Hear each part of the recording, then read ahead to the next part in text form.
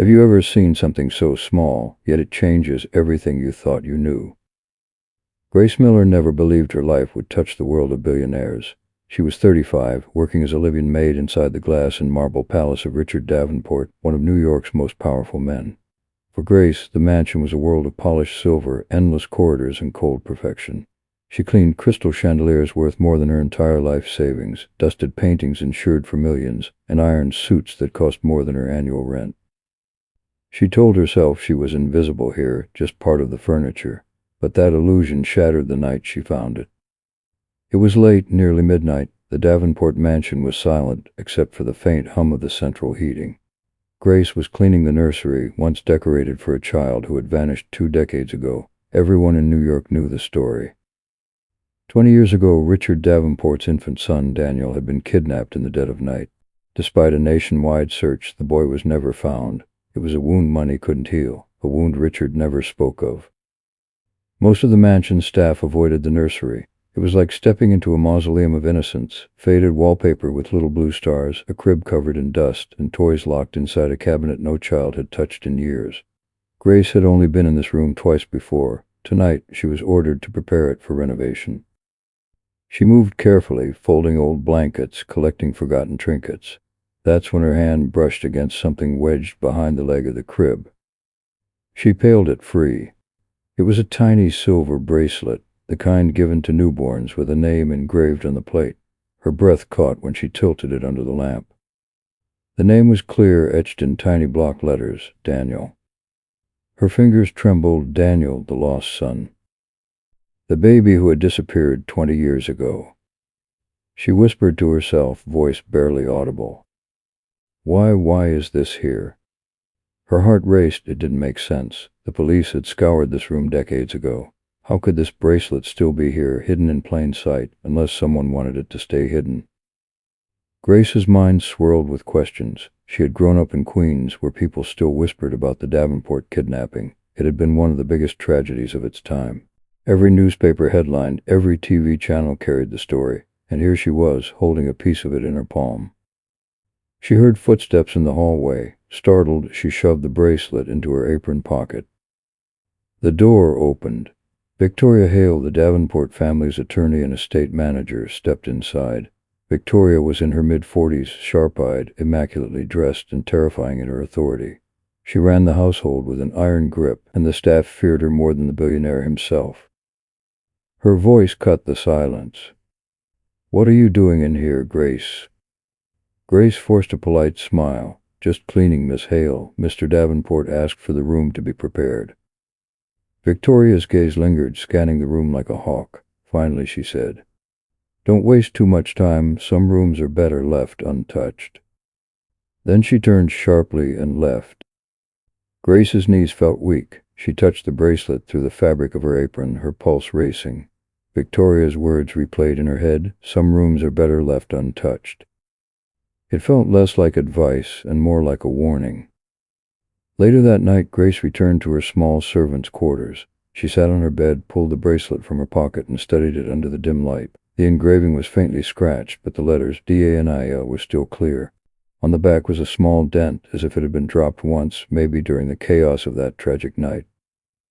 Grace whispered to herself again. Is this real? Could it really be Hayes? The next morning she carried on with her duties as if nothing had happened, but inside something had shifted. Every time she passed Richard Davenport in the hallway, a tall, silver-haired man with eyes full of unspoken grief, she thought of the bracelet burning in her pocket. At breakfast, she overheard Richard's new wife, Sophia Lane, speaking to him. Sophia was 30, beautiful, ambitious, and barely older than Richard's missing son would have been if alive. She leaned across the table, her diamond ring flashing in the morning light. "Richard, you have to stop clinging to the past," Sophia said with gentle insistence. "The nursery, the candles every year, it isn't healthy." Richard's reply was firm, his voice low but unyielding. "You don't understand. He was my son, my blood. I'll never stop hoping." Grace's chest tightened. She wanted to scream that maybe his hope wasn't in vain, that the bracelet proved something, but she stayed silent. A maid didn't speak in this house. That night, alone again in her room, Grace held the bracelet and cried quietly. She wasn't related to the Davenports, that she felt the weight of their grief pressing into her bones. She thought of her own younger brother, Ethan, and how she had practically raised him after their parents died, losing a child she couldn't even imagine. She knew one thing: this bracelet was not just a forgotten trinket. It was a clue, a crack in a wall of silence that had stood for 20 years. And Grace Miller was about to step through it. But she had no idea that following this mystery would pull her into a storm of lies, betrayal, and danger, one that could cost her the only life she knew. The next morning the mansion was bathed in light. Sunlight poured through towering windows, glinting off marble floors polished to a mirror shine. The house seemed alive with wealth, yet Grace Miller knew the truth. No amount of gold or crystal could cover the cracks in this family's heart. Every corner of this estate carried whispers of loss. 20 years ago, Daniel Davenport had vanished from his crib, a single year old, a single night, and a lifetime stolen. Grace had been only 15 back then. She remembered the headlines splashed across every newspaper in New York: Heir at the Davenport fortune abducted. She remembered her mother crying as they watched the news on their old box TV, and the entire city praying for the baby's safe return. But the boy was never found. The case went cold, and eventually the world moved on. Everyone except Richard Davenport. Grace carried a silver tray into the breakfast room. She moved quietly, placing coffee in front of Mr. Davenport. He sat at the long mahogany table, posture perfect, suit already pressed though it was only 8 a.m. His dark gray eyes stared not at the food, but at the empty chair across from him. Grace had seen it before. That chair was never used, yet it was always set. A plate, silverware, even a folded napkin. No one spoke of it, but everyone knew it was Daniel's chair. Richard's new wife, Sophia Lane, entered the room, her silk robe whispering as she walked. At 30 years old, she was glamorous, poised, and used to attention. She leaned over Richard's shoulder and kissed his cheek. "Darling, you didn't sleep again, did you?" His voice was low, almost mechanical. "Sleep isn't what I need." Sophia sighed. "Richard, it's been 2 decades. You have to move on. The boy is gone." Grace nearly dropped the tray. She saw Richard's jaw tighten, the veins in his hands straining as he gripped the edge of the table. "Don't say that." His words were cold, each syllable sharp as glass. "He's not gone. He's out there, somewhere." Sophia's face softened, but her eyes flashed irritation. "You can't keep living like this. The nursery, the candles every birthday. It's unhealthy. It's hurting you." Richard stood suddenly, his chair scraping back with a screech. He towered over her, his presence commanding, but his voice cracked with pain. "You don't understand. You never will. He was my son, my only son." The room fell silent. Grace stood frozen, her heart pounding. She wanted to scream that maybe, just maybe, he wasn't wrong, that she had proof, but she bit her tongue. A maid didn't speak. A maid stayed invisible. Richard's eyes shifted to the window, his reflection framed in glass like a portrait of grief. His shoulders sagged, and for a moment he looked decades older. Grace excused herself quickly, retreating into the hallway. She pressed her back against the wall, clutching her apron pocket where the bracelet still rested. Her thoughts swirled. Was it really a coincidence she found it, or had someone tried to erase the past and failed? She needed answers. That afternoon she slipped into the library. The Davenport library was massive, with shelves stretching floor to ceiling, leather-bound volumes lined like soldiers. In the far corner stood a locked cabinet containing old newspaper clippings and family archives. Grace had dusted it many times, but today her hands shook as she brushed over the glass. She remembered something Ethan once told her. Every powerful family keeps its own history locked away, Grace, and if they keep it locked, it's because there's something inside they don't want the world to see. Grace whispered to herself, "What are you hiding, Mr. Davenport?" She turned suddenly at the sound of footsteps. Victoria Hale entered, her heels clicking like gunshots on the marble floor. She carried a folder tucked under her arm, her sharp eyes scanning the room until they landed on Grace. "You again," Victoria's voice dripped with disdain. "Why are you lingering here? Shouldn't you be scrubbing floors?" Grace lowered her eyes, trying to steady her voice. "Just claiming Miss Hale." Victoria approached, close enough that Grace could smell her perfume, sharp, expensive, suffocating. She lined in her tone, cold and deliberate. A word of advice, Miss Miller. Some parts of this house, Miss Miller. Some parts of this house are off limits. Some memories are better left buried. The words struck like ice water. Grace forced a nod, murmuring, "Yes, ma'am," and hurried out. Later, in her small servant's quarters, she collapsed onto her bed. She pulled out the bracelet again, running her fingers over the name, Daniel. She imagined a tiny baby's wrist, a mother fastening it with love, never knowing it would become a relic of tragedy. She thought of Mr. Davenport's face that morning, the way his grief seemed to devour him whole, and she thought of Sophia's impatience, the way she wanted the past erased. Grace whispered, her voice trembling, "If Daniel's alive, if there's even the smallest chance, don't I have to find out?" Her phone buzzed, a text from Ethan. "How's work, sis? Surviving the palace of the rich and miserable?"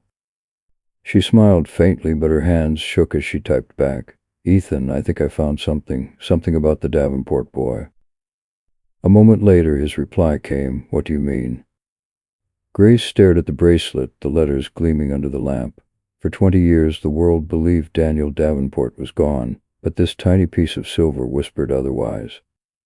She typed slowly, deliberately, "I think he might still be alive." Her thumb hovered over send. Once she pressed it, there would be no going back. She closed her eyes, took a deep breath, and hit send. And just like that, the fuse was lit. The city never slept, but it had places where time slowed down, ordinary corners of New York that felt untouched by wealth or power. One of those places was a small supermarket in Queens, the kind where the fluorescent lights buzzed overhead and the aisle smelled faintly of old coffee and detergent. Grace Miller rarely shopped here, but that night something pulled her in. Her brother Ethan had teased her earlier, "Don't obsess over some bracelet, Grace. If you think it's connected, prove it. Start looking. Start small." So she did, and fate answered. Grace pushed a cart down the nearly empty aisle, searching for the cheapest cereal. Her eyes were heavy from work, but then she froze. Behind the register, bagging groceries with practiced speed, stood a young man. He couldn't have been more than 21. Tall, broad-shouldered but lean, with a head of dark hair that curled slightly at the ends. His jawline was sharp, his expression focused, but it wasn't his face that struck Grace. It was his eyes. They were the same storm gray color as Richard Davenport's. Her breath caught. She watched as the boy smiled faintly at an elderly customer, lifting her heavy bag with ease. There was kindness in the gesture, unpolished but genuine, and around his neck, half hidden beneath his t-shirt, was a chain. A small silver pendant dangled, catching the light for just a second. Grace's heart skipped. It was a pendant she had seen once before, engraved in an old photograph that still sat on the Davenport mantel. A family photo taken before the kidnapping. Richard's wife had worn the same symbol. Grace whispered under her breath, "No, it can't be." The boy turned, noticing her stare. His brows furrowed slightly. "Ma'am, you okay?" Grace stumbled, her throat dry. "Yes, sorry, just long day." He gave a half-smile, warm but tired. "Tell me about it. Been on my feet since 6 a.m. Grace lingered, her pulse hammering. She glanced at his name tag, Michael Carter. She forced a steady voice. "That's a long shift for someone your age." Michael shrugged, sliding groceries into a bag. "Rent doesn't pay itself. Besides, it keeps me busy." Grace wanted to ask 1,000 questions. Where did he grow up? Who raised him? Did he know who he looked like? But she swallowed them down. Too soon. Too dangerous. Instead, she asked carefully, "Do you go to school?" Michael's smile faded a little. "Number couldn't afford college. I aged out of the foster system a few years ago. Been working ever since." Foster system. Grace's chest tightened. A boy with no parents. A boy lost in a system for 2 decades. He continued, unaware of her turmoil. "It's not so bad. Teaches you to survive. Besides," he tapped the pendant around his neck, "I've always had this. Guess it's the only thing that's ever felt like mine." Grace leaned closer, eyes locking on the pendant. It was identical to the one in the Davenport photo. A silver crest, shaped like a shield, with the faint initials RD etched on the back. She knew those initials, Richard Davenport. Her voice trembled. "Where did you get that?" Michael looked at her warily. "Don't know. Had it since I was a baby, apparently. Social worker said it was around my neck when I was left at the orphanage." The world tilted around Grace. Her hands gripped the cart to stay steady. The pendant, the eyes, the age, it was all too much to dismiss. She forced a nod, whispering, "It's beautiful." Michael studied it for a moment as if sensing her strange energy, but then a customer called him, and he turned away. Grace left the store in a daze. The night air was cold, sharp against her skin, but she screamed with a single thought, "This is him. It has to be him." Back in her tiny apartment, Ethan listened as she poured out every detail. The eyes, the pendant, the name tag, the story of the foster system. Ethan's face was pale, his lawyer's brain spinning. "Grace, do you realize what you're saying? If you're right, that boy isn't just some random kid. He's a Davenport, the heir to billions." Grace shook her head quickly. "I don't care about the money, Ethan. I saw his face. I saw the way he carried himself. He's Richard's son. He's Daniel." Ethan exhaled slowly, rubbing his temples. "Even if that's true, you can't just walk into Davenport's office and say, 'Hey, I found your long-lost kid at a supermarket.' You need proof, DNA, something undeniable." Grace pulled the bracelet from her pocket, placing it on the table. The engraved name glinted under the kitchen light. Ethan's eyes widened. "Where did you get that?" She explained everything, the nursery, the crib, Victoria's warning. By the time she finished, Ethan was pacing the small kitchen, his jaw tight. "This isn't just coincidence, Grace. This is a conspiracy. If that bracelet was hidden, someone wanted it hidden, which means someone powerful doesn't want the truth coming out." Grace whispered almost to herself, "Victoria." Ethan stopped pacing. "If she's involved, you need to be careful. She's dangerous. She has the resources to bury you, or worse." Grace swallowed hard, staring at the bracelet and remembering Michael's tired smile. "I can't walk away, not when he's out there, not knowing who he really is." Ethan sat down, his expression torn between fear and determination. "Then we do this smart. We get a sample, DNA. Once you have that, no one can deny it." Grace nodded, her heart pounding. For the first time, she felt the weight of what she was about to risk, her job, her safety, maybe even her life. But then she thought of Michael's words, "I've always had this. Guess it's the only thing that's ever felt like mine." He deserved to know the truth. And Grace Miller was going to give it to him. The next morning, Grace sat in a coffee shop across from the supermarket, a paper cup cooling between her palms. She watched the automatic doors slide open and shut, letting in a stream of customers in cheap fluorescent light. Her nerves were a live wire. Today wasn't about hunches. Today was about proof. Ethan slid into the seat across from her, a small cardboard box tucked in his messenger bag. He kept his voice low. "I brought 2 kits, legal-grade swabs, chain of custody envelopes. We do this clean." Grace swallowed. "I've never done anything like this." "You're not doing anything wrong," he said carefully. "You're seeking the truth, but we stay smart. We don't ambush him, we ask." Grace looked toward the store. She pictured Michael behind the register, kind to people who never noticed his own quiet hunger. What if he says no? "Then we respect it, but give him a reason to say yes." Ethan hesitated. "Tell him what you found." The doors parted. Michael stepped outside, a hoodie pulled over his hair, a backpack slung over one shoulder. He blinked at the sunlight, checked his phone, and started down the block. Grace stood, her heart hammered. "Michael, wait, please." He stopped, wary but not unkind. "Hey, from last night, right? You okay?" She nodded too quickly. "I have something to ask, and I know how insane it's going to sound." Michael's gaze flicked to Ethan. "This about a survey or something? I'm off the clock." Ethan lifted both hands. "Not a survey. I'm Grace's brother, Ethan, law student. We're not selling anything." Michael's shoulders relaxed a fraction. "Okay, talk." Grace reached into her coat pocket and pulled out the tiny bracelet. The silver plate caught the light, the name engraved like a whisper from the past. "Do you recognize this?" Michael took it, turned it over, frowned at the dent. "Number should I?" "It belonged to a baby," Grace said, her voice tight. 20 years ago, his name was Daniel Davenport." Michael blinked, processing the name he'd heard in passing on the news, in gossip about untouchable people in Manhattan skyscrapers. The billionaire's kid. Grace nodded. "I found this hidden in their nursery. And you," she pointed gently to the pendant under his shirt. That crest you wear, it's identical to one in the family photo before the kidnapping. Same initials on the back. Michael's jaw worked, a muscle clenching. He pulled the chain free, turned the pendant over, and saw the faint old letters, RD. He looked up, conflicted. You're saying I'm that I might be. Ethan stepped in, voice calm. We're saying we don't know, but we can find out. A DNA test, simple cheek swab. You stay in control whole time. Michael stared past them at the traffic, the late morning trucks, the ordinary rhythm of a life that had always felt slightly off-key. Do you know how many times I've wondered where I came from? He laughed with I was secretly rich. Just because the questions don't stop. Who did I get my eyes from? Why do I dream about ocean water when I've never been? Grace's voice softened. You deserve answers. Michael rubbed the pendant between his fingers. What if the answer destroys everything? What if someone out there wanted me gone? Ethan's gaze hardened. Then it's better to know who you are than let the people who hurt you keep that power.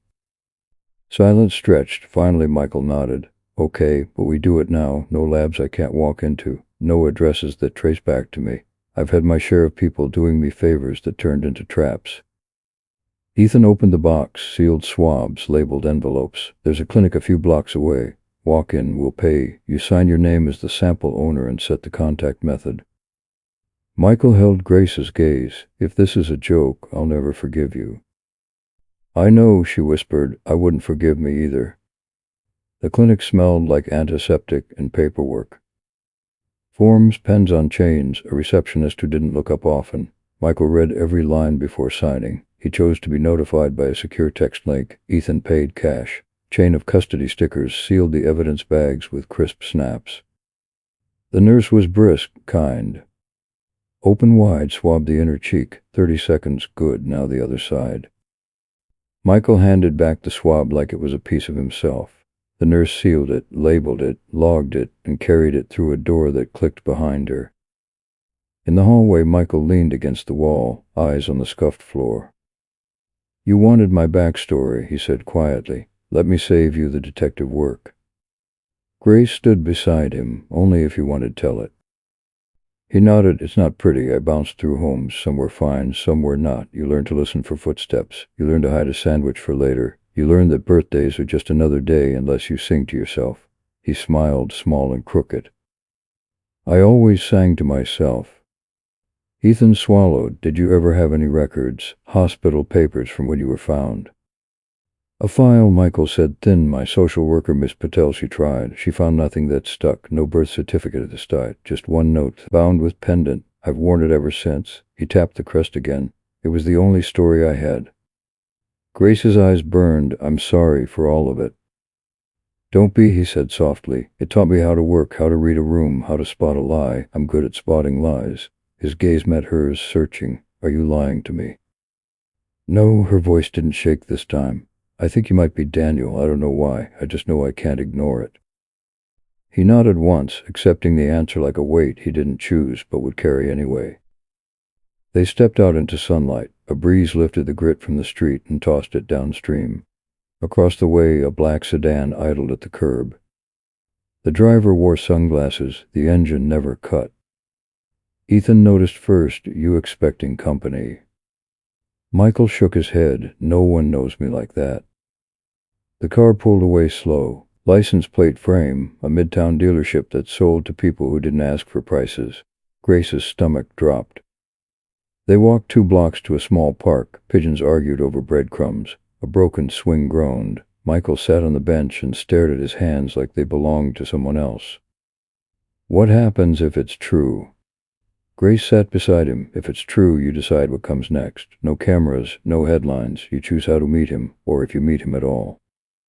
Michael huffed. And meet who? Ethan answered gently, your father. Michael's jaw clenched. He didn't say Richard's name. He watched a kid race a scooter down the path and nearly crash into a bench. The kid laughed, fearless. Michael's mouth twitched, the ghost of a smile. I used to think, he said, that I was broken for wanting a father I never knew, that it made me needy, pathetic. He shook his head. But it's not pathetic, it's human. Grace felt the sting of tears. It's human, she echoed. His phone buzzed. He flinched and frowned. Private number. He let it go to voicemail. A second later, a text appeared. Unknown sender, no preview, just a link. He didn't open it. Ethan's voice turned crisp. Block it. If the clinic contacts you, it'll be the method you chose. Anything else is noise. Michael blocked the number. You think someone else watching. Grace thought of Victoria Hale's cold eyes, of the way the bracelet had been hidden, not lost. I think someone always watches when there's something to lose.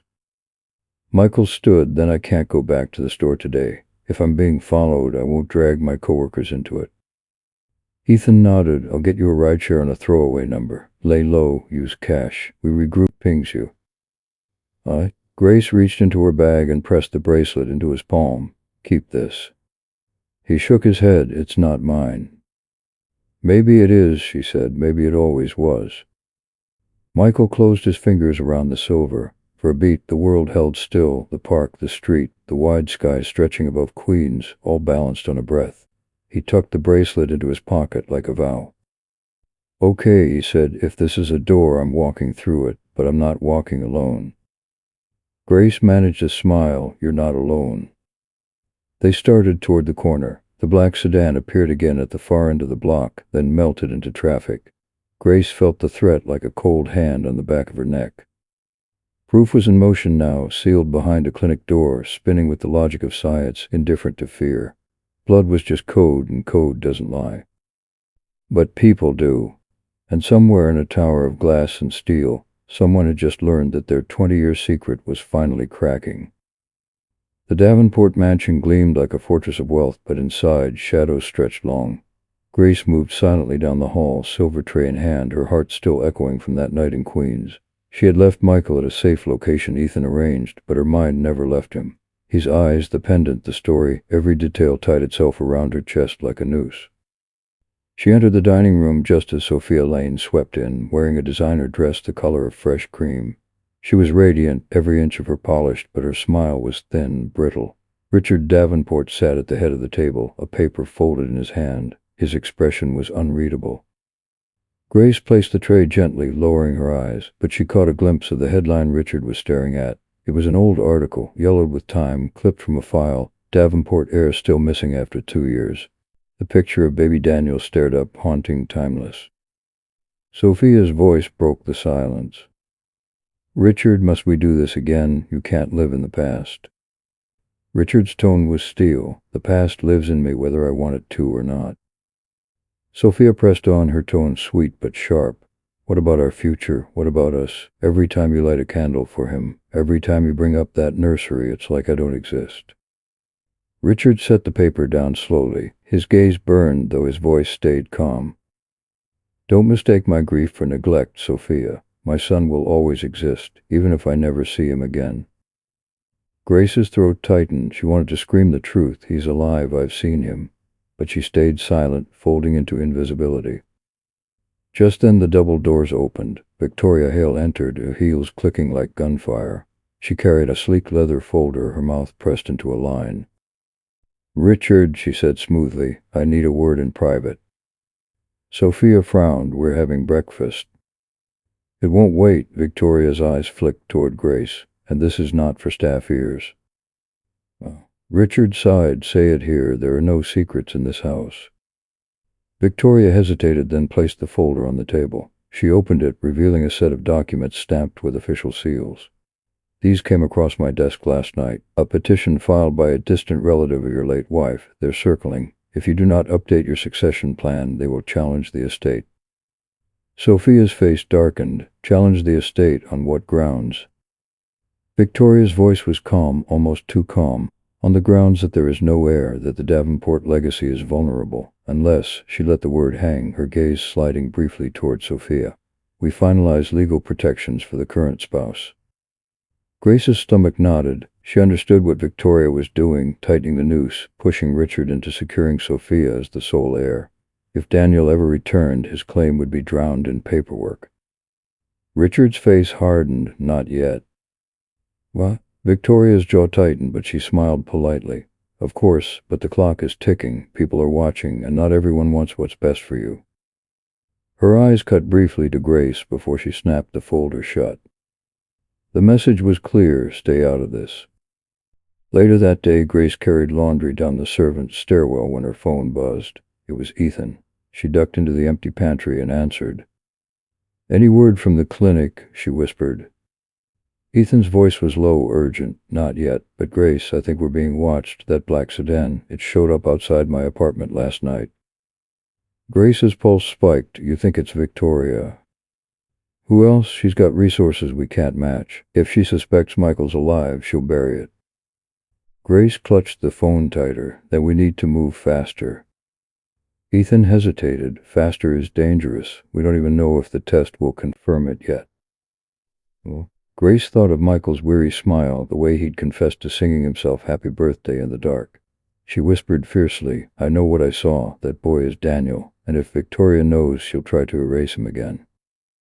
The pantry door creaked. Grace spun. Victoria stood there, arms folded, her eyes like knives. "Interesting call, Miss Miller," she said smoothly. "Care to explain why a maid is whispering about heirs and tests?" Grace froze, words jammed in her throat. Victoria stepped closer, her heels silent on the pantry floor. Her perfume was sharp, suffocating. "I'll give you one chance, Grace. Stop meddling. Do your job, or you'll find yourself not only unemployed, but ruined." Grace's voice shook. Why would the truth ruin anyone?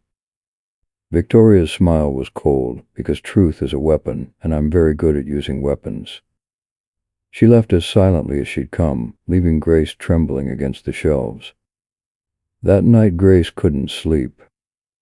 She stared at the ceiling of her tiny servant's room, Victoria's words echoing in her skull.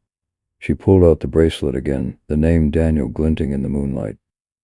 She whispered to the empty air, "They can't hide you forever." Her phone buzzed, a message from an unknown number. She opened it, her blood turning to ice. It was a photo, Michael walking down a street, backpack slung over his shoulder. The timestamp today. No text, no threat, just proof. They were watching him. Grace clutched the phone, heart pounding. She knew now this wasn't just about the past, it was about survival. If she didn't protect Michael, he might vanish again, this time forever. And someone in this house would make sure of it. Grace woke to the shrill buzz of her phone. The screen glowed in the dark of her servants' quarters. A single notification blinked, secure linked, DNA results available. Her throat went dry, her fingers shook as she tapped it open. Numbers, charts, genetic markers she barely understood, but the words at the top burned into her brain. Probability of biological relationship, father's son, 99.98%. Grace gasped, covering her mouth. Tears blurred her vision. There it was, proof undeniable, carved in science. Michael Carter wasn't Michael Carter. He was Daniel Davenport. Her mind spun with images, the storm-gray eyes, the pendant, the way Richard still set a place at the breakfast table every morning. Grace whispered into the empty room, "He's alive. You were right to hope." The joy lasted barely a minute before fear swallowed it whole. If she knew, then Victoria would soon know, and Victoria would never let Daniel threaten her grip on the empire. Grace clutched the phone and typed frantically, "Ethan, it's confirmed. 99.98%. He's the son." The dots appeared, then Ethan's reply, "Meet me tonight. Don't tell anyone else. And Grace, be careful. They're watching closer than ever." That evening, Grace slipped out of the mansion under the excuse of errands. She met Ethan at a tiny diner off Lexington, the kind with cracked booths and coffee that tasted like burnt hope. Michael sat there too, hunched over a chipped mug, eyes wary. Grace slid into the booth, lowering her voice. "Michael, we have results." His hands tightened on the mug, and Ethan placed a folder on the table, pushing it toward him. "You're not Michael Carter. You're Daniel Davenport, Richard Davenport's son." Michael didn't move. He stared at the folder as though it might explode. Finally, he whispered, "That's not funny." Grace reached across the table, touching his arm. "It's not a joke. It's the truth. You're him." Michael opened the folder slowly. His eyes scanned the page, his breath coming faster. He let out a shaky laugh, one that cracked like glass. "So that's it. 21 years of not knowing who I was, and it fits on one page." Ethan leaned forward. "This changes everything, but it also paints a target on your back. You need to understand that." Michael slammed the folder shut, startling a waitress carrying plates. His voice was low, ragged. Target, I've been a target my whole life, just didn't know who was pulling the trigger. Grace whispered urgently, your father needs to know. He's been waiting, hoping all these years. Michael cut her off, and what then? He hugs me, we cry, and I move into the palace. It's not that simple. Ethan's tone sharpened. It's not about palaces, it's about truth. The man has been grieving for decades. He deserves to know his son is alive. Michael's hands trembled as he rubbed the pendant on his chain. His voice cracked. Do you have any idea what it feels like to grow up thinking nobody wanted you? To watch families get picked at the foster agency while you're left behind every single time? And now I'm supposed to believe I had a family the whole time. They just lost me. Grace's chest ached. They didn't lose you. You were stolen. Michael's head snapped up, eyes sharp. Stolen. Ethan nodded grimly. The kidnapping was never solved, and I'm willing to bet someone close to the family made sure it never was. Michael's face hardened, the kind of hardness that comes from years of disappointment. If that's true, then whoever did it is still out there, still protecting themselves. Grace lowered her voice. Victoria Hale. Michael frowned, the lawyer. Grace nodded. She's been circling Richard, pressuring him to lock Sophia in a soul. If you step forward, everything she's built crumbles. She won't let that happen. Silence hung heavy. Michael's knuckles whitened as he gripped the pendant. Finally he said, then I need to meet him. Not in front of cameras, not in court, just me and him. Alone. Ethan shook his head quickly. That's dangerous. If Victoria suspects, she'll intercept you before you get close. Michael leaned forward, his voice steel. Then we don't tell her. Grace met his eyes, her heart pounding. She saw the boy who had sung himself birthday songs in empty rooms. She saw the man who had every right to take back his name. I'll help you, she said firmly. I'll get you inside.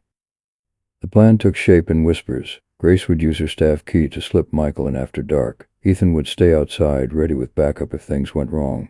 The goal, a private meeting between father and son. No lawyers, no Sophia, no Victoria. But secrets don't stay hidden in houses full of eyes. Back at the mansion, Grace crept through the halls with a basket of linens. She paused outside Richard's study. Through the crack in the door, she saw him at his desk, head bowed over an old photograph. It was the family picture, Richard, his late wife, and baby Daniel in her arms. Richard's voice, raw and broken, carried into the hall. Where are you, son? God, where are you? Grace pressed her hand over her mouth, tears threatening to spill. Tomorrow, she thought, tomorrow he'll finally know. But as she turned away, she caught sight of another shadow. Victoria Hale stood at the end of the hall, watching, her eyes narrowed, calculating. And Grace knew whatever tomorrow brought, Victoria was already moving her pieces. The Davenport mansion looked different at night. The marble floors no longer gleamed with sunlight, the chandeliers hung like frozen galaxies, and silence draped itself across the halls like a heavy curtain. Grace Miller moved through it with her staff key clenched in her trembling hand. Every step felt like trespassing on destiny. At the service entrance, she pulled the door open just wide enough. Michael slipped inside, hood pulled low, his face taut with nerves. He carried nothing but the pendant around his neck and the bracelet Grace had given back to him. His voice was a whisper. Are you sure he'll listen? Grace nodded, though her stomach was a storm. He's been waiting for 20 years, he'll listen. They crept through servant corridors, past linen closets and storage rooms, until they reached the east wing. Behind a pair of oak doors lay Richard Davenport's private study, a place few staff ever entered. Grace lifted her hand to knock, but froze when she heard the low murmur inside. Richard's voice alone speaking to the silence. Daniel, if you're out there, just give me one sign that I haven't been a fool all these years. Grace's throat tightened. She turned to Michael, whose eyes were wide, his breath sharp in his chest. For the first time, the boy who had survived everything looked terrified. She whispered, this is it. Do you want me to go in first? Michael shook his head. His voice cracked, but he steadied it. No, if he's my father, I need to walk in as his son. Grace pushed the door open. The study was dim, lit only by the amber glow of a desk lamp. Shelves of books towered around Richard, who sat hunched over the same faded photograph Grace had seen before. He didn't look up at first. Michael stepped forward. His voice was barely audible. Sir. Richard glanced up, irritated at the intrusion, but his expression froze. His eyes locked onto Michael's face, and the air seemed to vanish from the room. The pendant around Michael's neck caught the lamplight.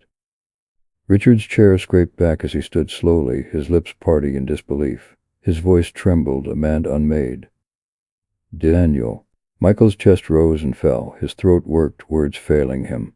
Finally he whispered, I don't know what to call myself, but they told me you're my father. Richard staggered forward, his hands shaking as though reaching for a ghost.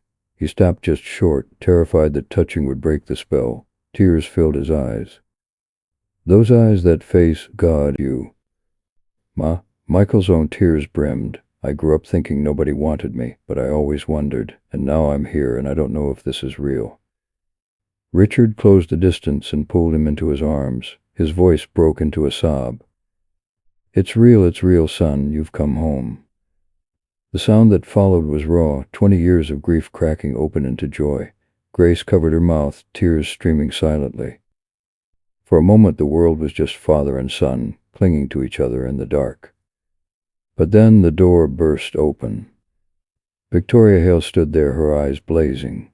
Sophia Lane hovered behind her, shock painted across her perfect features. Victoria's voice cut through the reunion like a blade. What in God's name is this? Richard spun, fury and fear colliding in his face. He shielded Michael instinctively, as though protecting him from a predator. You stay out of this, Victoria. But Victoria's smile was cold, razor-thin. Do you have any idea what you're doing? This boy could be anyone. A fraud, a liar sent to steal everything from you. Michael stepped forward, voice trembling but firm. I didn't come here to steal. I came here to know who I am. Sophia's eyes darted between them, her hands twisting together. She looked rattled, but Victoria looked controlled, dangerous. This is madness, Victoria snapped. Where's your proof? A face, a trinket. That's not enough to rewrite 20 years of history. Grace found her courage. She stepped forward, her voice steady. There is proof, DNA, a 99.98% match. He is Daniel Davenport. Sophia gasped. Richard's eyes widened with hope and fury, but Victoria's composure didn't crack. She smiled, a predator's smile. How convenient. Tests can be faked, evidence can be staged, and this Maid, her gaze cut through Grace, has every reason to manipulate you. Richard, ask yourself why. Richard's voice thundered, enough. I know my son when I see him. But even as he spoke, Victoria's words slithered into the air, planting doubt. Grace felt the shift. This wasn't over.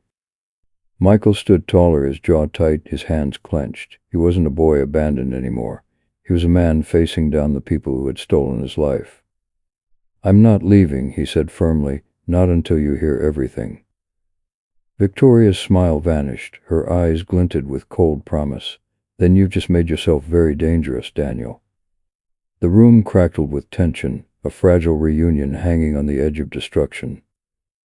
And Grace realized with icy certainty the battle had only just begun. The reunion didn't last an hour.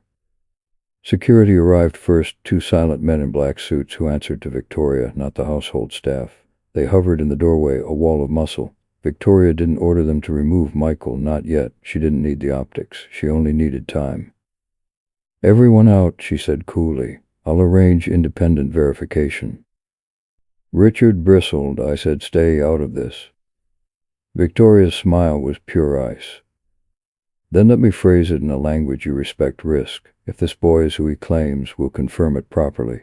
If he isn't, every minute he's in this house is an open vein for blackmail, litigation, and headlines.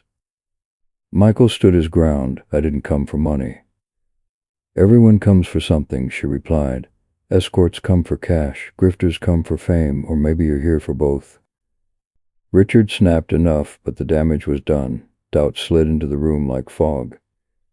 Grace touched Michael's sleeve. We should go for tonight. He looked at Richard, searching his face. Richard's eyes were wet, conflicted, torn between love and the cage of caution he'd lived in for 20 years. Tomorrow, he whispered. Come back tomorrow. I'll handle this. Victoria's eyebrow twitched, the smallest tell of annoyance. Grace saw it anew, war. By sunrise, the smear began. A gossip site ran the headline, "Con artist targets grieving billionaire. Lost heir is a fake." A blurry photo accompanied it, Michael leaving the mansion's service entrance, hood up, face half turned. A paragraph quoted an anonymous household source, who claimed a maid was coaching the young man for a payout. Grace's phone lit with unknown numbers, voicemails oozing with contempt. The house manager left an envelope under her door, suspension pending investigation. She stood in her room and listened to the silence, nausea rolling through, flooding the zone. 2 bots farms, maybe 3. The gossip piece posted at 6:02 a.m., then syndicated to 8 other blogs by 6:11. That's orchestration. Victoria, Grace said. She filed a trespass complaint through a shell property services entity, not Richard Heir. He exhaled. In Grace, a warrant request for Michael on suspicion of identity fraud. It's moving fast. Grace's chest squeezed. We have the lab report. We do, shall say it's forged. Huh? Grace stared at the bracelet on her nightstand, the small metal plate that had started everything. Then we need something she can't bury. Michael texted one line, "They're outside my place." Ethan replied, "Don't answer the door, I'm coming." By the time Ethan got there, 2 unmarked sedans idled at opposite corners. He walked past like a stranger, then slipped up the back stairs. Michael opened at the second knock, eyes bloodshot but steady. "They'll arrest me," Michael said flatly. "Maybe," Ethan answered, "and we'll make them regret it." He set his laptop on the kitchen table. "We go on offense." Michael stared at the cracked linoleum, then lifted his gaze. "How?" "We trace Victoria," Ethan said. "Not her smile, not her interviews, her paper. People like her leave trails when they think no one's looking." Grace arrived 10 minutes later, hooded, breathless. She locked the door behind her. "I'm suspended. They're trying to isolate Richard." Ethan's fingers flew. He'd prepped for this: open source intel, public filings, fragments of corporate shells tied to Victoria Hale. He built a map, a chain of LLCs with bland names. One of them disbanded the year after the kidnapping. Another held a short-term security consultancy, retained her 6 months before Daniel vanished. Another paid out contingency fees to a now-defunct private firm called Bastion Risk. "Bastion," he murmured, "out of business 2 years after the kidnapping. Owner died in 2007, but the bank they used didn't." He pivoted to suppunable possibilities, then paused. "We don't have reach, but maybe someone else does." Grace's phone vibrated. A new email. No sender name, just a subject line, "I was there." She looked at the body text and felt the ground tilt. "My name is Nora Alvarez. I was Daniel's night nurse. I was fired the week after he disappeared. I was told to sign an NDA. I watched Miss Hale order a temporary camera shutdown at 11:18 p.m. the night before. I still have the pager message." Attached, a photo of a timestamp pager screen from 20 years ago and a scanned memo. "Temporary system maintenance. East Wing cameras offline 23-000-300. Authorized. VL." Ethan looked up, floored. A pager log. That's pretext, pre-edit. If it's real, it's dynamite. Michael's voice was a rasp. She turned the cameras off. Grace swallowed hard. Nora's risking everything. Ethan typed, "Ask for a sworn statement and any corroborating records. Old pay stubs, badge logs, anything." Grace wrote, "Pay careful." Within minutes, Nora replied with a grainy photo of a staff badge log. Entries from the night of the abduction, with an anomalous entry, "Bastion Risk Temporary Access," signed by Victoria Hale. Silence sat at the table like a fourth person. "This is the crack," Ethan said. "We pry." They didn't make it to noon before the knock came. "NYPD, Michael Carter." Michael stood, jaw steady. He looked at Grace. "Don't cry." I'm not," she said, already crying. "We're going to fix this." 2 officers entered, professional but wary, a body cam light pulsing. "Mr. Carter, you're under arrest on suspicion of identity fraud and trespass at a private residence." Ethan stepped forward, crisp and controlled. "Counsel present. My client will not be answering questions. You're executing a complaint filed by Davenport Property Services, correct? Not by Mr. Davenport himself." A flicker in the officer's eyes. He'd noticed too. "That's what it says." They cuffed Michael. He didn't flinch. He only looked at Grace. "Tell him I didn't come for money." "I will," she whispered. "I promise." The door closed behind them. Grace crumpled into a chair. Ethan put a hand on her shoulder, then turned back to the laptop with a grim set to his mouth. "Okay," he said, "we make noise." "I thought we stay quiet," she managed. "Not anymore," she drew blood. He opened a draft email to a reporter he trusted, someone who'd burned him on a quote once but never lied. "We won't give them the DNA yet. We give them the pager log, the camera memo, the Bastion access sheet, enough to make the story wobble." "Won't Victoria crush it?" "Maybe, but journalists love a crack in a perfect mirror."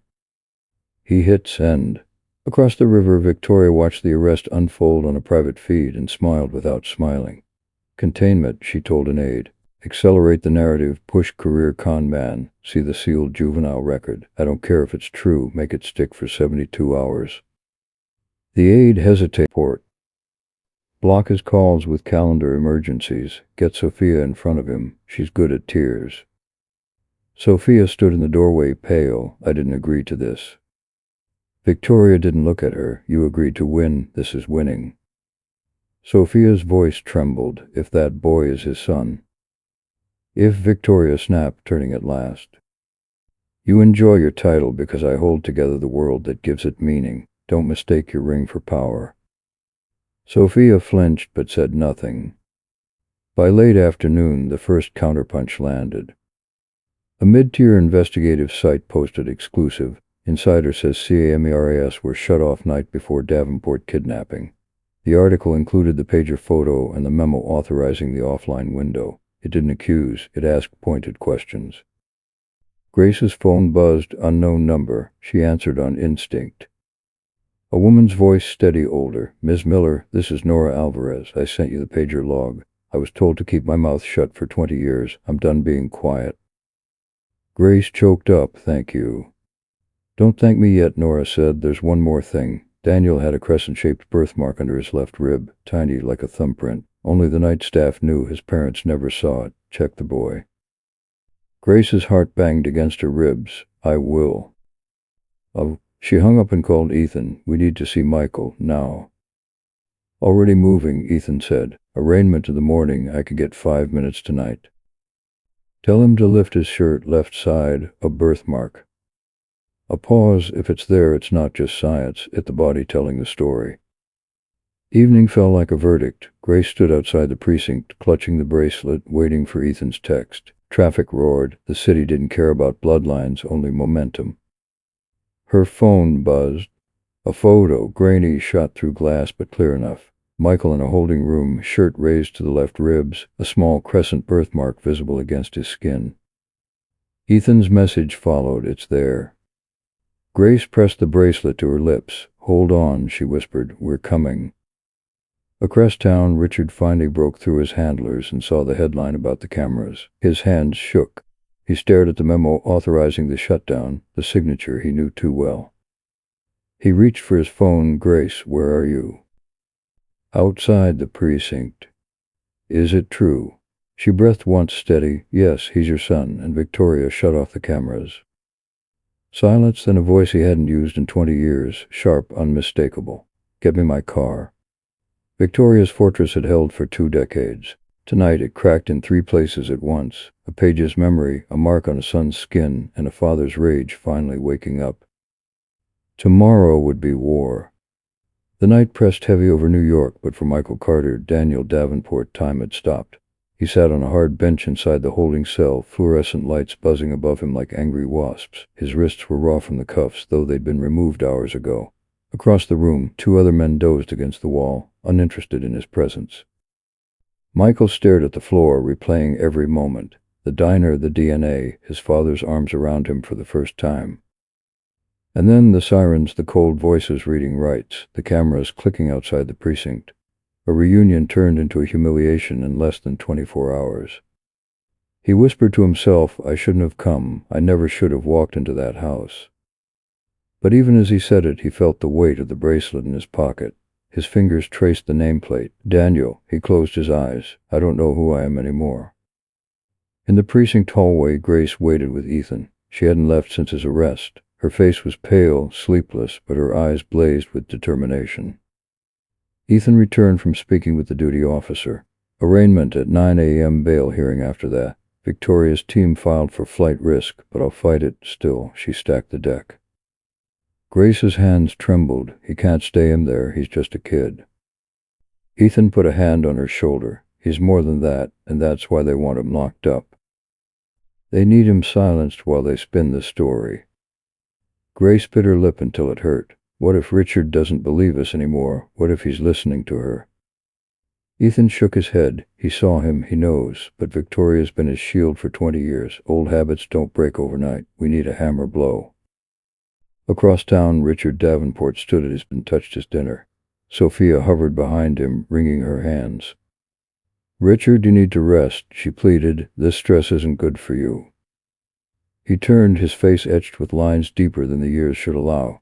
He's alive, Sophia, I held him. I looked into his eyes, and there was no doubt. Sophia swallowed. Then why do you let Victoria handle everything? Richard's jaw tightened because she's always handled everything. He looked away, but maybe that's the problem. Sophia hesitated. For the first time, she seemed less like the ambitious spouse and more like a woman caught in a storm too big to control. If you confront her, she'll turn on you. She has everything, your records, your board, your secrets. Richard's voice was low, dangerous. Then I'll burn her house down with her still in it. Morning came. The courthouse steps swarmed with reporters. Flashbulbs burst as officers led Michael inside, head bowed, chains rattling. Headlines screamed, Davenport scandal deepens, imposter faces charges. Grace fought her way through the crowd, her voice breaking as she shouted, he's not an imposter, he's Daniel, but her words drowned in the roar of speculation. Inside, Ethan delivered arguments with fire. He pointed to the DNA results, the independent lab, the nurse's testimony, the pager logs, but the judge, wary of the media circus, set bail impossibly high. Michael's face was blank, but his eyes met Grace's across the room, a flicker of trust. A silent plea. As officers led him back toward the cells, he mouthed, don't give up. That night Grace sat alone in her tiny room, the bracelet clutched in her fist. Tears streamed down her cheeks. She had risked everything, her job, her safety, her sanity, and still Victoria had him trapped. Her phone buzzed, a new message from Nora Alvarez. He's not safe in jail. Bastian had contacts there. If Victoria wants him silenced, that's where it will happen. Get him out, whatever it takes. Grace's blood ran cold. She called Ethan immediately. She'll have him killed in there. Ethan's voice was grim. Then we find a way to break him free before she does. Meanwhile, inside the holding facility, Michael lay on his cot. The cell door clanged open. A guard entered, eyes avoiding his. Shower time, move. Michael stood slowly, but as he walked past, he caught a whisper, almost hidden under the man's breath. Keep your head down tonight. Someone is paid for trouble. Michael's chest tightened. He understood. This wasn't about justice. This was survival. He sat back on his cot after the shower, every nerve on fire. Across the corridor, a man he didn't know stared at him too long. The air was thick with menace. Michael gripped the bracelet in his palm, pressing the engraved letters into his skin until it hurt. He whispered, not tonight, not like this. Back at the mansion, Richard confronted Victoria in the study. He held the pagered log in his hand, the memo authorizing the camera shutdown. His voice was thunder. You turned off the cameras the night my son was taken. Victoria didn't flinch. I executed a maintenance order, nothing more. You think I orchestrated a kidnapping? That's insane. Richard slammed his fist on the desk. Don't lie to me. 20 years I've lived in torment, and now you stand in the way of my son's return. Victoria's voice stayed cool, razor sharp. What you call torment, I call survival. Without me, your empire would have collapsed under the weight of scandal. I built your fortress while you wept in your study, and now you want to tear it all down for a boy who may not even be yours. Richard's eyes burned with fury. He is mine and you. But Victoria cut him off with a hiss. Then understand this, if Daniel rises, you fall, and so do I, and I will not fall. Grace and Ethan met that night in the diner again, huddled over coffee gone cold. Grace's voice was ragged. They'll kill him before he ever gets out. Ethan nodded grimly. Then tomorrow, we don't just defend him, we expose her. Grace clenched the bracelet in her fist, her tears gone, replaced by steel. Then tomorrow is war. Night inside the holding facility felt like a trap that breathed. Metal groaned. Voices traveled in shards. Michael Daniel lay awake on the narrow cot and counted the seconds between footsteps. 32, 41, 20. The rhythm was wrong. Danger hummed. Across the corridor, the man who'd stared too long earlier shifted, then stood and stretched, casual, deliberate. A guard's keys clinked at the far end. Somewhere, a laugh broke off mid-sound. Michael pressed the bracelet into his palm until the letters cut skin. He whispered to the darkness, "Stay small, stay alive." The lights flickered. A voice slid under the door, low and flat. "Shower now." Michael sat up. "I already went." "Sanitation, Chuck." He stood, every instinct screaming. The door buzzed, the bolt clacked back. The guard didn't meet his eyes. Michael stepped into the hall. Two men waited near the corner, trusty uniforms, but the eyes were wrong. Predatory, paid. He moved, not fast, not slow. He kept the wall to his right and the men in his periphery. Behind him, the bolt slammed home. The taller trustee smiled without smiling. "Problem, Prince." Michael didn't answer. He turned the corner and saw the shower room door propped with a rag. No cameras inside, pipes hissed like snakes. He pivoted to retreat. A forearm slammed into his chest and pinned him to tile. "Make it messy," someone murmured. "Make it look like a fight." Michael drove his shoulder forward, twisted free, and swung. The hit landed, dull and honest, but another fist caught his ribs, left side, right under the crescent mark. White heat flared. He stumbled. The room spun. He dropped low on instinct. The next blow sailed over him. He surged forward, head first, taking both men into the wet tile with a brutal crack. One slipped, the other recovered too fast. A hand found his throat. "Say good night, Heir." The word Heir snapped something primal loose. Michael jammed his thumb into the man's eye and shoved off the wall. He tasted copper. He heard his own breath like surf. The shower door banged open. Another figure, not a trustee. The guard from earlier stepped in, eyes hard, hands where I can see them. For a terrible second, Michael thought the guard was part of it.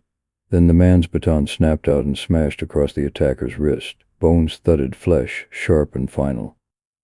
Backs on the tile, the guard barked, "Now." Sirens wailed inside Michael's skull as two more officers arrived, drawn by the scuffle. The attackers flattened. The baton hovered an inch from Michael's face. "You breathing?" the guard asked, voice grim. Michael nodded, chest heaving. "I'm good." "You're not, but you're alive." The guard cut a look at the cameras outside the room, then back at Michael. "You didn't see me help you. I wasn't here." "Why?" Michael rasped. "Because some people still care whether a kid gets murdered on their shift," the guard said flatly. "And because a woman called this desk 3 times tonight and wouldn't hang up." Michael's mind slammed to Grace. He swallowed. "Thank you." "Don't thank me. Keep your head down. There'll be more." They hauled the attackers out in cuffs. The guard lingered just long enough to meet Michael's eyes. A wordless pact, then he was gone. Michael slumped against the tile and let the tremor tweak him. He didn't cry. He let the adrenaline leak out until his hands could open again. Then he stood, washed blood from his knuckles, and walked back to his cell alone. Across town, Grace had called the desk until her voice went hoarse. When the officer finally picked up the 3rd time, she didn't plead. She gave names, clock numbers, the judge's chambers she would call next, the reporter already on the line. She weaponized her fear. When the call ended, she sagged against the apartment wall. Ethan was at his laptop, hands flying. "What did he sag?" she asked. "Nothing I can quote," Ethan answered, but he moved. Cameras log a response that might have saved him. Grace nodded, shaky. "We need him out by morning."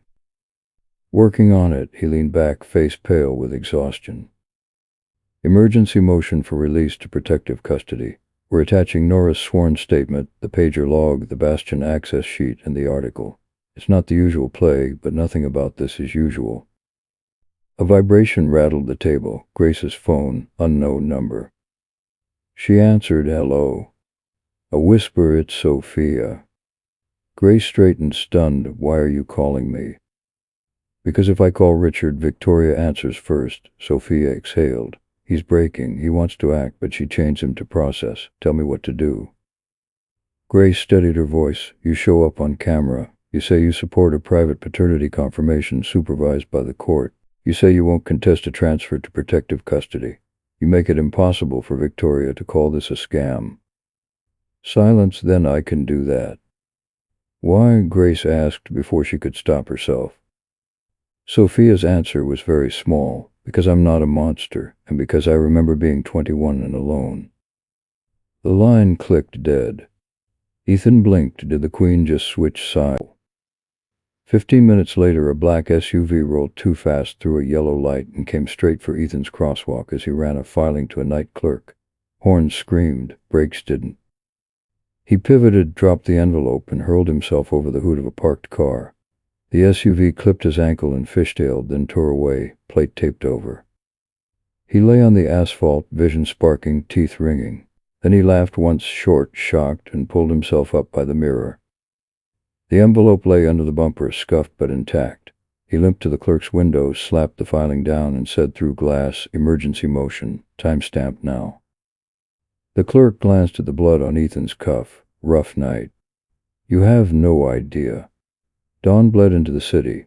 The emergency hearing slated for 8:15 a.m. A low courtroom, old wood, humming lights. Grace sat in the second row, hands fist tight in her lap. Richard entered a minute later, jaw carved from stone. He didn't sit with Victoria. He sat alone. Victoria swept in last, immaculate, her smile surgically polite. The judge took the bench. We are here on an extraordinary motion for temporary release to protective custody and court-supervised paternity verification. Counsel, proceed. Ethan stood, ankle taped under his slacks, voice clear. He built the story like architecture: the pager log, the memo, the bastion access, the sworn nurse, the attack warning, the overnight incident in the showers, not alleged, documented by medical intake, the DNA report already in hand, and the birthmark, a phenotypic identifier known only to night staff. He finished with steel. Your Honor, my client is not safe in county. He is not a flight risk. He is a target. The only equities that favor continued detention belong to parties who would prefer this young man never speak again. Oh, Victoria rose, cool as glacier melt. Conjecture and theatrics, a gossip article, a forged test, a pager log any intern could Photoshop. The court should not be weaponized to launder a con. She turned to Richard, inviting the room to witness her reason. Mr. Davenport supports orderly verification. We oppose vigilante releases based on innuendo. Richard stood. The room held its breath. Your Honor, he said, voice low but carrying, I have made many mistakes. Allowing fear to run my life was one, but I will not let fear decide what happens to my son. He glanced at Victoria, then back to the bench. I support the motion. A ripple moved through the room like wind across a field. Victoria's mask didn't crack, but her hands whitened on the table. The judge folded his hands. Ms. Lane. Everyone turned. Sophia stood from the gallery, composed but human. Your Honor, as Mr. Davenport's spouse, I support court-supervised testing in protective custody. If this young man is who he appears to be, then our family's safety includes his. The judge nodded slowly, then looked at Victoria. Counsel. We maintain our objection. The gavel tapped once. Objection noted. Motion granted. The judge wrote as he spoke. Defendant will be released to marshals for transfer to a federal safe facility pending court-supervised paternity verification. Media contact prohibited. All parties admonished. Grace exhaled so hard she swayed. Richard closed his eyes, a prayer unspoken. Victoria lied to her junior associate and whispered, accelerate Plan C. 2 hours later, marshals escorted Michael from the precinct through a secure bay. He moved carefully, ribs taped, eyes alert. When he saw Grace waiting by the van, tears pooled and didn't fall. You did it, he said. We did it, she answered, and you did it last night. He managed a ghost of a grin. Didn't die, no personal best. A marshal opened the door. Mr. Carter Davenport inside, please. Michael paused, looked at Grace. Tell him I'm not angry. At who? At my father. Tell him I'm tired, that's all. Grace nodded. I will. He climbed in. The door shut. Engines rumbled. Across the street, a black sedan idled. A figure in sunglasses spoke into a mic. Victoria's voice crackled through the earpiece, steady and cold. "We missed last night. We don't miss today." The van pulled into traffic with two marshals' SUVs boxing it in. The sedan slid out behind them, 3 cars back. Grace felt it before she saw it, the old fear returning like a shadow with perfect memory. She pulled out her phone and dialed Ethan. "They're going to try again," she said. "Then we get ahead of them," he replied. "I've got a route and a friend with a badge who hates being predictable." Sirens in the near distance. Somewhere a light changed. Grace stepped into the morning glare and lifted her chin. This wasn't luck or fate anymore. It was and this time they weren't the only ones swinging. The armored van barreled down FDR Drive with 2 marshal SUVs flanking it, steel and sirens carving through traffic. Inside, Michael sat shackled to the bench, his eyes locked on the floor. The hum of the engine was steady, but beneath it danger pulsed. He could feel it like thunder waiting to break. Grace followed in Ethan's old sedan a mile back. Her hands were locked on the wheel so tight her knuckles whitened. Ethan's laptop glowed on his knees, tethered to his phone. He tracked pings from a police friend who owed him favors. "The convoy's clean," Ethan muttered, "but someone's shadowing. Black sedan, 2 cars back, same tag as last night. Bastion's ghosts." Grace swallowed. "Then it's today. They're going to try today." Up ahead, the black sedan shifted lanes, keeping distance. Inside sat 2 men, eyes hidden by dark lenses, voices flat through earpieces. "Target confirmed, van in position." A crackle. Victoria's voice, low and lethal. "Do it. The story is easier with a dead pretender than a living heir." The first strike came sudden. A delivery truck swerved from an on-ramp, slamming into the front SUV. Tires screamed, metal shrieked. The marshal vehicle spun into the median, sparks trailing. Inside the van, Michael was thrown against the wall. One marshal cursed, yanking his radio. "We're hit. Rear unit hold position." The rear SUV pulled tight, but the black sedan accelerated, sliding between lanes like a shark in open water. Its passenger window dropped. A muzzle flashed. Bullets raked the van's side. The armored shell held, but every impact was thunder. Michael pressed himself to the bench, heart pounding. Not like this. Not again. Grace saw it unfold like a nightmare in daylight. "They're attacking the convoy," she cried. Ethan snapped, "Get closer. Record everything." Grace slammed the gas. The sedan roared forward, weaving past honking drivers. She held her phone out the window, camera rolling, catching the black car firing on a government van. Evidence, proof.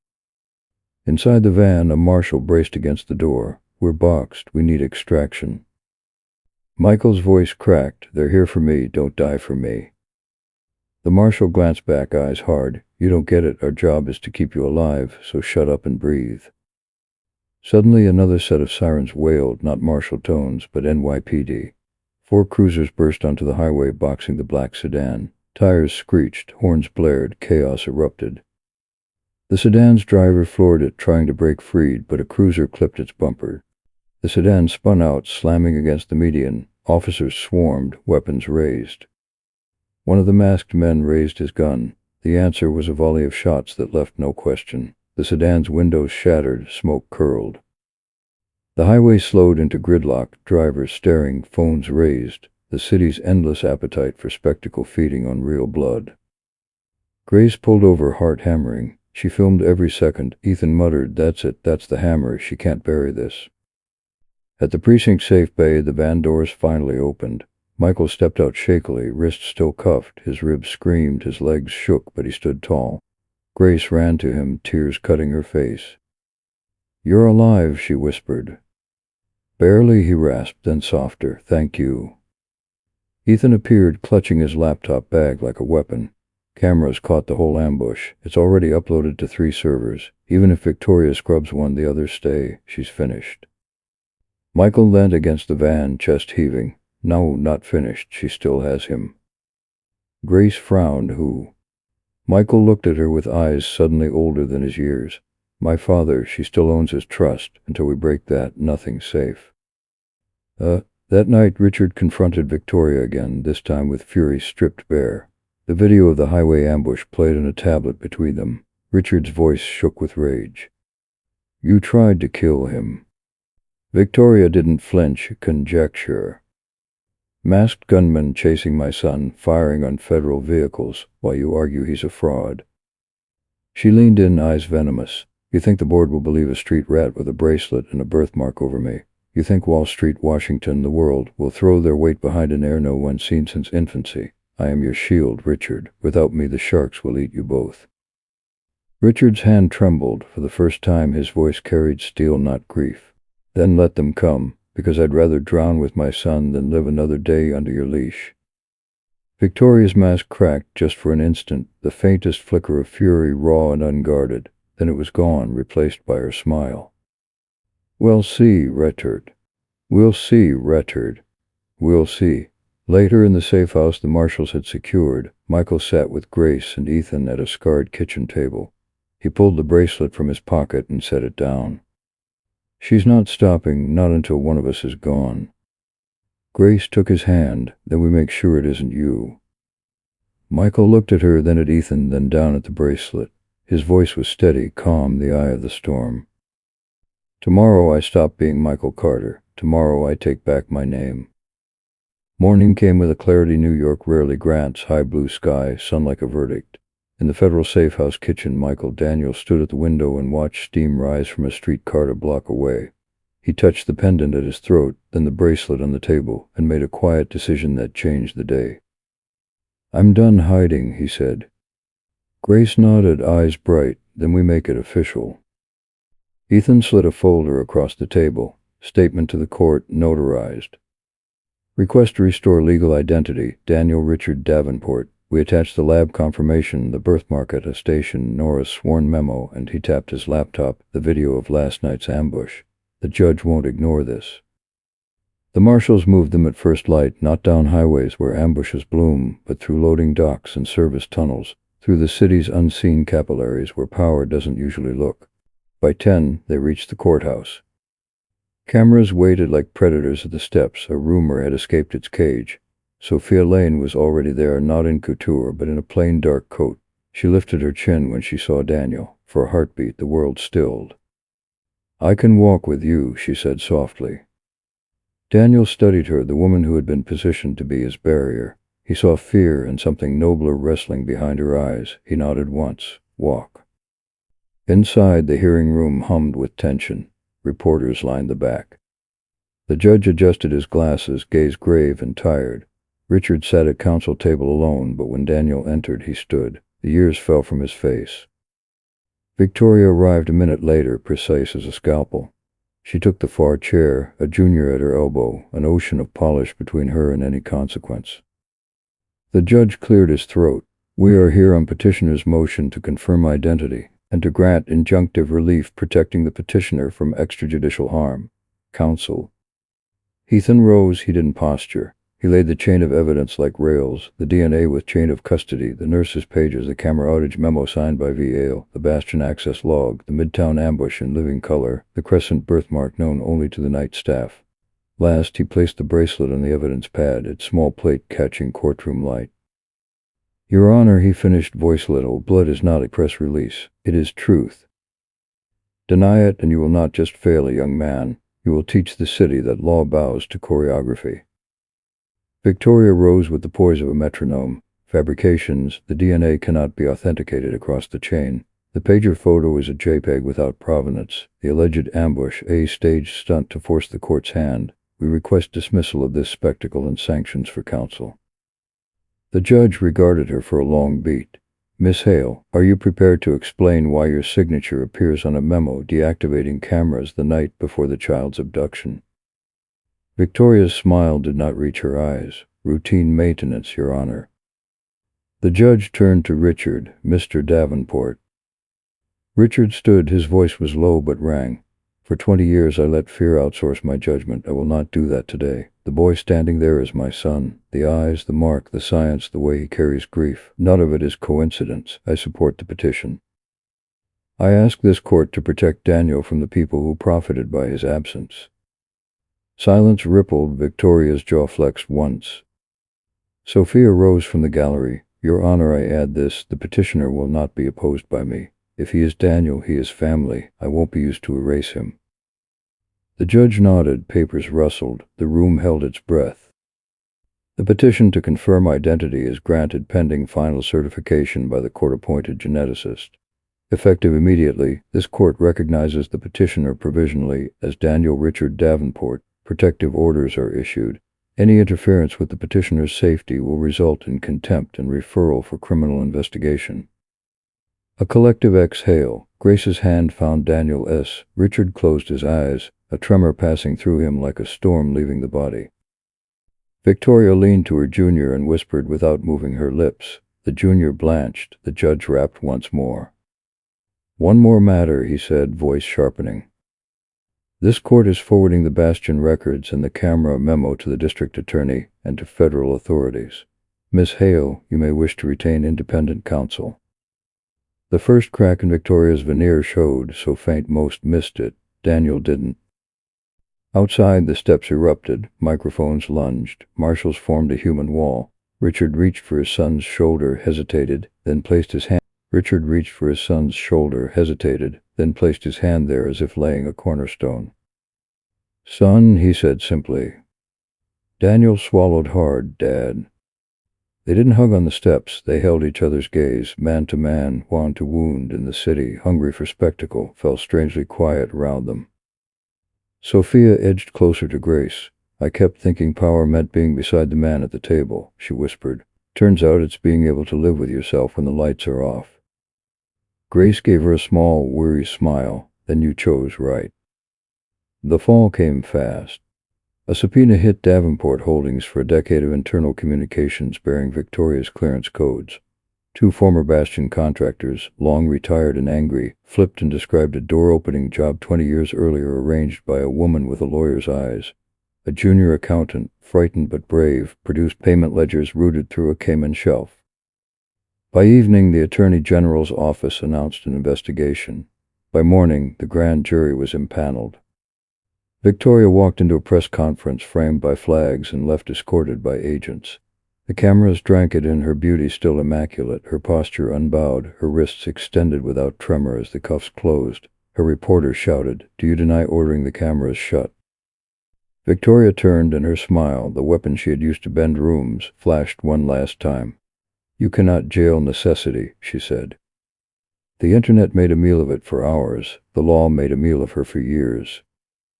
In the quiet after the storm, Daniel stood in the nursery that had once been his, now bright with fresh paint and real sunlight. The crib was gone. The little blue stars had been replaced by a bare wall and an open window. He placed a bracelet on the sill and looked out over the city his absence had haunted. Richard entered, stopped in the doorway, uncertain. "I don't know the rules," he said, for us." Daniel turned. "Me neither. Maybe we start with small things." He gestured to the window. "Like just standing in the same room and letting the air be the same for both of us." Richard laughed, surprised by it. He stepped forward. "I missed your first word, your first steps. I missed everything." Daniel's voice was gentle. "Then don't miss this." He opened his arms. They held each other there, father and son, not as headline or empire, but as two people who had survived a theft of time and were stealing some of it back. Grace watched from the hall and pressed her fist to her mouth. Ethan slipped an arm around her shoulders. "This is the part the internet won't monetize," he murmured. "The part that matters." Sophia stood a step behind them and wiped her eyes without vanity. "Let me plan a dinner," she whispered. "Something unpretentious, something human." "Pizza," Daniel said, overhearing, a smile spreading slow and real, "from the cheap place on 82nd. Richard nodded solemnly, "with the bad chairs." "And paper plates," Grace added. They all laughed, and the sound fit the room. A week later, on a small stage in a community center in Queens, Daniel stepped to a microphone beside Grace. A banner hung behind them, the Foundation's project, Scholarships and Safe Housing for Aged-Out Foster Youth. Cameras were there, but the room felt different, quiet, earnest, full of young faces that knew the grammar of hunger and hope. Daniel spoke simply. "I grew up without a last name that meant anything. I know what it is to age out and feel like your expiration date just arrived. This fund is for the kids who deserve better. We can't give you back what was taken, but we can build what comes next." He looked down at Grace, "and none of this exists without the woman who refused to be invisible." He turned back to the crowd. "Grace Miller will run this program. If you need help, you call her. She picks up." Applause rose like heat. Grace blushed, shook her head, and stepped to the mic. I can't promise miracles. I can promise listening, and a place to stand while you figure it out.